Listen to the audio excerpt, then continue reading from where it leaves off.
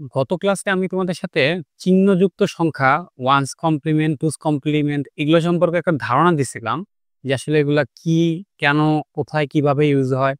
But আজকে আমি তোমাদেরকে টুস কমপ্লিমেন্টের কিছু ম্যাথ দেখাবো যেগুলোর উপর বেস করে তোমাদের আসলে প্রশ্নগুলো আসে বা সমস্যার সমাধান করতে হয়।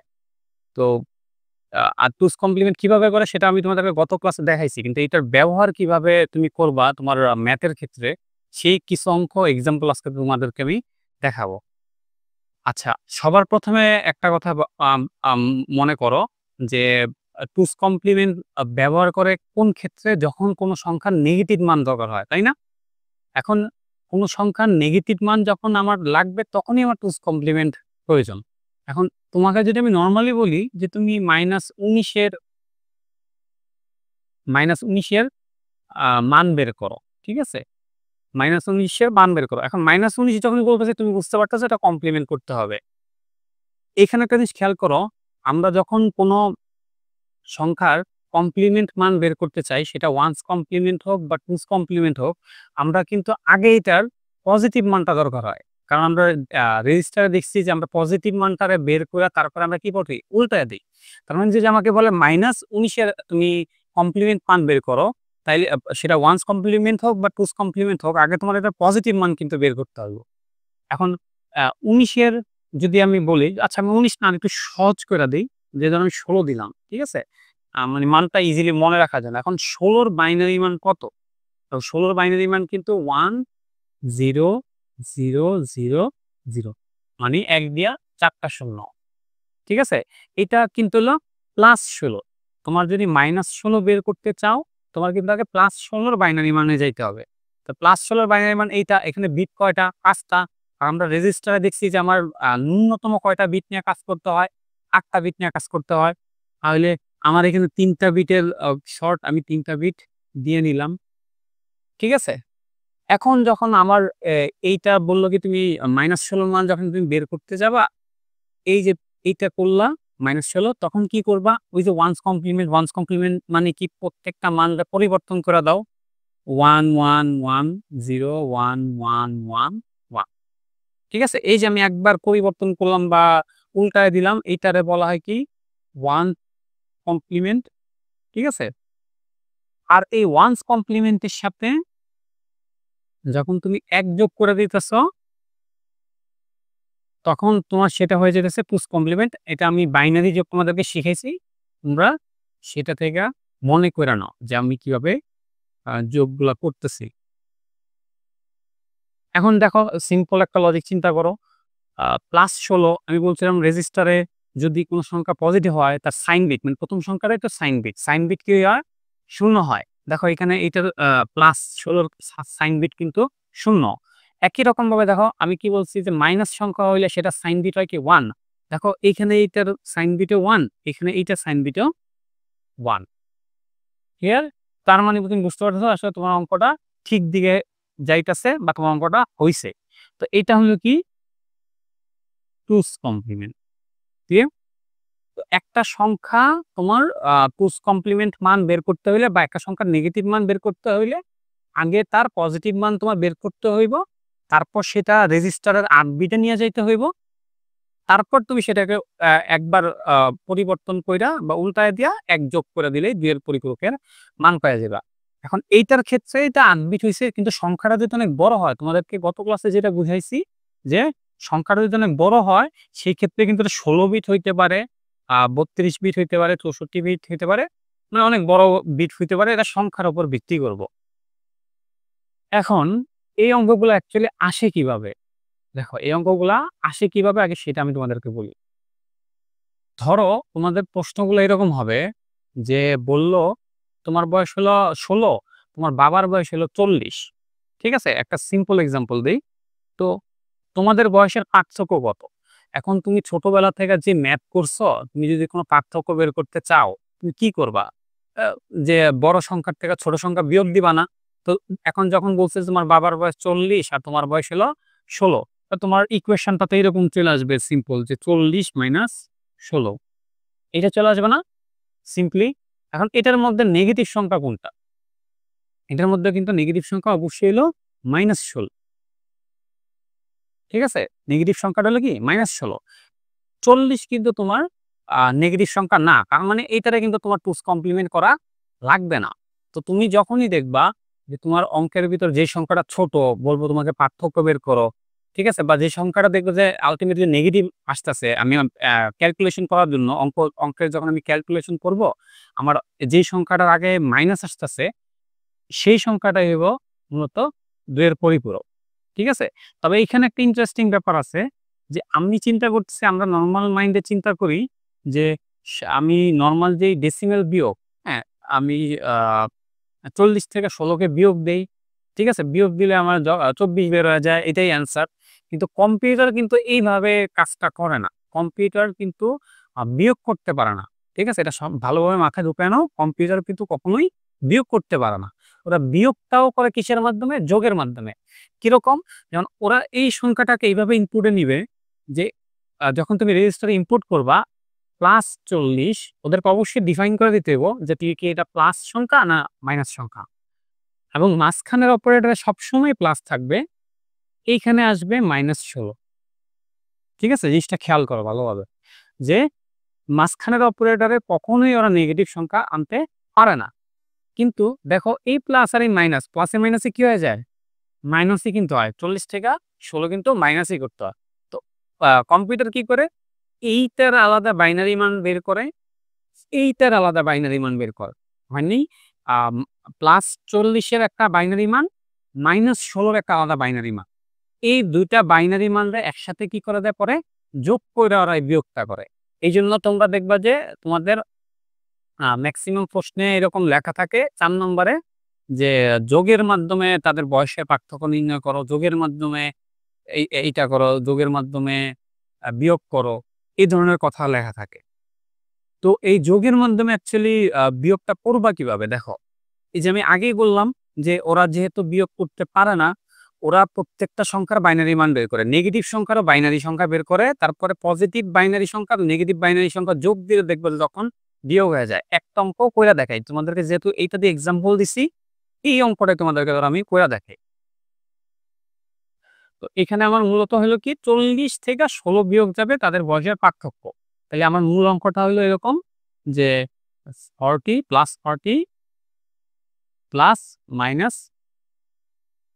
এবং এখানে অবশ্যই বেস উল্লেখ করে দিবা। ঠিক আছে? কারণ তোমাদের উদ্দীপকে কিন্তু বয়স অন্য ফরমেটও থাকতে পারে। তারপরে অন্য ফরমেট থেকে তোমরা ডেসিমেল লাইনে দেখতে হবে আসলে কোনটা বড় কোনটা ছোট। তারপরে কিন্তু তুমি কম্পেয়ার করতে পারবা এবং এটা তো মানে বুঝতে পারো যে আমার যদি কখনো কোনো সংখ্যা যোগ, বিয়োগ বা কম্পেয়ার করতে হয় অবশ্যই একই ফরমেটে নিয়ে করতে হবে। আলাদা ফরমেট থেকে কিন্তু কখনো কম্পেয়ার করা যায় না। তো এইখানে দেখো আমি +40 র মান বের করি। আচ্ছা আমি 40 না আমি ১৬ দেই, হ্যাঁ? 36 দেই। তাহলে আমার মুখস্থ বাইনারি মান দিয়া তাড়াতাড়ি করে ফেলতে পারবো অঙ্কটা। তো আমি এখানে যদি দেই +36 ডেসিমেল, এটার বাইনারি মান কত হয়? এটার বাইনারি মান হইল 1 দিয়া 000 এ এইটা হইল গিয়া 36 এর বাইনারি মান। এখন এখানে বিট আছে কয়টা? আ যদিও আমার এই প্লাস সংখ্যাটা আ বা ২ এর পরিপূরক করা লাগবে না। বাট আমার এইটা তো ২ এর পরিপূরক করা লাগবে। মানে এইটা তো আমার ৮ বিটে নিয়ে যাইতে হবে। এখন ৮ বিট যদি মানে তুমি ১৬ কে নিয়ে যাও, তাহলে এটারও তোমার ৮ বিটে নিতে হবে। কারণ যোগ, বিয়োগ এগুলো বিট সমান রেখা করতে হইব। তো আমার এখানে আমি আরো ২ টা শূন্য দিয়ে দিলাম। মানে বুঝতে পারলাম যে সংখ্যাটা পজিটিভ এবং সেই পজিটিভ সংখ্যার আ ডাকার ডাকা আ ভ্যালুটা হলো এইটা, যেটা হলো ডেসিমাল হলো ৩৬। ঠিক আছে? এইটা আমার কিছু করার প্রয়োজন নেই। আমি শুধু আগবিটা নিয়ে নিলাম। কিন্তু যখন আমি -16 করতে যাব, তখন কিন্তু আগে আমার +16 মান লাগবে। লাগবে না? আমি এখানে লিখলাম +16, ১ম +16 লিখলাম। +16 এর বাইনারি মান কত? 1 দিয়া ৪ টা শূন্য। তো 1 দিয়ে ৪ টা শূন্য হলে আমার এখানে কয়টা বিট কম আছে? ৩ টা বিট কম আছে। ১, ২, ৩। তো ৩ টা বিট যদি কম থাকে, আ এখানে আমি ৩ টা বিট দিয়া নিলাম। এরপর আমি -16 যাই, যেটা আমি ১ম এ ওয়ান্স কমপ্লিমেন্ট করব। ১ ১ ১ ০ ১ ১ ১ ১ এটা কি করলাম আমি? ওয়ান্স কমপ্লিমেন্ট করলাম এবং ওয়ান্স কমপ্লিমেন্ট যেহেতু এখন অতটা কার্যকরী না বা ব্যবহার করা হয় না, আমার অবশ্যই সেটা টুস কমপ্লিমেন্টে নিয়ে যেতে হবে। এখানে আমি টুস কমপ্লিমেন্টে নিয়ে যাই। এটাও -16 দেখো 0 0 0 0 1 1 1 1 দেখো সিম্পল জিনিস যে এখানে -16 যখন আমি মান আসছি দেখো আমার সাইন বিট 1 আসছে, -16 আসছে সাইন বিট 1 আসছে। আবার যখন +16 তখন sign bit 0 plus 36 sign bit 0। এখন আমার কি করতে হইব মানে এই বিয়োগফলটা পাওয়ার জন্য এই যে আমি +36 এর মান পেয়ে গেলাম, এই যে +36 এর মান এইটা। আবার আমি -16 মান পেয়ে গেলাম না? এই যে -16 মান পেয়ে গেলাম। দুইটারই আলাদা, আলাদা আমি বাইনারি মান পাইলাম না? এখন কি করবা? এই ২ টা বাইনারি মানকে তুমি যোগ দিবা। ঠিক আছে? এই, এই। এটা আমি অ্যারো দিয়ে বুঝাইতেছি, তোমরা কিন্তু অঙ্ক এইভাবে করবা না। আমি জাস্ট খালি তোমাদেরকে বোঝানোর স্বার্থে এভাবে করাইতেছি। যে তোমরা এখানে লিখলা ধরো +36 10 -16 10 এখানে এই সংখ্যাটা লিখে দাও 00 10 0 1 0 0। এখানে হইলো কি দেখো ৩ টা ১ টা ২ টা ৩ টা ৪ টা 1 ৪ টা 0। এখন দেখো এটা ডেসিমেল আমরা ধরো নরমাল যেই বিয়োগ, সে বিয়োগটা এখানে করে দেখো। এখানে আমার আসে হলো +20 এখানে আমার +20 আসছে না? এই +20 এর বাইনারি মান কি এখানে আসে কিনা সেটা তোমার দেখতে হবে। তোমার এখানে যে বাইনারি মানটা আসবে সেই বাইনারি মানটা যদি তুমি ডেসিমেল কনভার্ট করে যদি দেখো যদি 20 না আসে তার মানে বুঝবা তোমার এইখানে অঙ্কে কোনো ভুল আছে। তা আমি এই বাইনারি যোগটা করি দেখো। এইটা করতে হবে কি তোমার যোগ। এটা কিন্তু বিয়োগ না। অবশ্যই যোগ। এটাকেই বলে যোগের মাধ্যমে বিয়োগ। দেখো কিভাবে মিলে। 0 0 1 0 1 0 0 0 1। আচ্ছা, এই জায়গায় একটা জিনিস লক্ষ্য করো যে আমি এখানে বিট ছিল কয়টা ৮ টা, এখানে বিট ছিল কয়টা ৮ টা। ৮ টা বিট যোগ দেওয়ার পরে এখানে আমার বিট আইসা পড়ছে ৯ টা। যেটা কখনোই অ্যাকসেপ্টেবল না। তুমি যখনই ৮ টা বিট যোগ দিবা অবশ্যই অ্যান্সারে ৮ টা বিট পাইতে হবে। ১৬ টা ১৬ টা হইলে ১৬ টা ১৬ টা পাইতে হবে। ৯ টা ৯ টা হইলে ৯ টা ৯ টা ৯ টা অ্যান্সার পাইতে হবে। ১০ টা হইলে ১০ টাই পাইতে হবে। ঠিক আছে? এখন এটার ক্ষেত্রে অনেকে কনফিউজড হও যে আসলে স্যার যদি কোনটা থাকে ৮ টা কোনটা থাকে ৯ টা, তো সেই ক্ষেত্রে আমার এখানে কয়টা বিট আসবে? যদি এমন হয় কোনটা বেশি কোনটা কম, তখন মনে রাখবা যেটা সর্বোচ্চ বিট মানে যদি ১০ টার ৯ টা হয় তাহলে তোমার অ্যান্সারে ১০ টা পর্যন্ত আসতে পারবে, ১০ টার বেশি আসতে পারবে না। তো এখানে আমার একটা বিট অতিরিক্ত আসছে সেইটাই এখানে পজ দিয়ে দিবা যে অতিরিক্ত বিট বা অতিরিক্ত বিট বা। তাহলে আমার অ্যান্সারটা কি? এইটুকু হইলো আমার অ্যান্সার এবং এইটাকে যদি তুমি ডেসিমেলে করো দেখবা এইটার মান হয় ২০। আমি যখন তোমাদেরকে ক্যালকুলেটরে দেখায় দিব অথবা তোমরা ম্যানুয়ালি কনভার্ট করে দেখো যে এই সংখ্যাটার এই বাইনারি মানটার ডেসিমেল মান কিন্তু আসে ২০। কিন্তু আমি কিন্তু এখানে করলাম কিন্তু যোগ। কিন্তু হয়ে গেল কি? বিয়োগ। যে এখানে ছিল ৩৬ এখানে ছিল -১৬ এখানে আসছে কত? ২০। এই জিনিসটারই অ্যাকচুয়ালি বলা হয় যোগের মাধ্যমে বিয়োগ, যোগের মাধ্যমে পার্থক্য নির্ণয় বা ২ এর পরিপূরকের ম্যাথ। তোমাদের মেক্সিমাম ম্যাথগুলা এভাবে আসবে। এইখানে যদিও তোমাদের ২ টা সংখ্যাই ডেসিমেলে দিছে, বাট পরীক্ষাতে তোমাদের বা প্রশ্নে তোমাদের এমন হইতে পারে যে ২ টা আলাদা, আলাদা ফরম্যাটে দিতে পারে। একটা ডেসিমেল, একটা হেক্সাডেসিমেল। যদি আলাদা, আলাদা ফরম্যাটে দেয়, আমরা যখন কোনো কিছু কম্পেয়ার করব, লাইক আমি তো বাইনারির সাথে অক্টাল কখনো কম্পেয়ার করতে পারব না। ডেসিমেলের সাথে বাইনারি করতে পারব না। আমার ২ টারে একই ফরম্যাটে আইনা তারপরে বুঝতে হইব যে কোনটা বড়, কোনটা ছোট।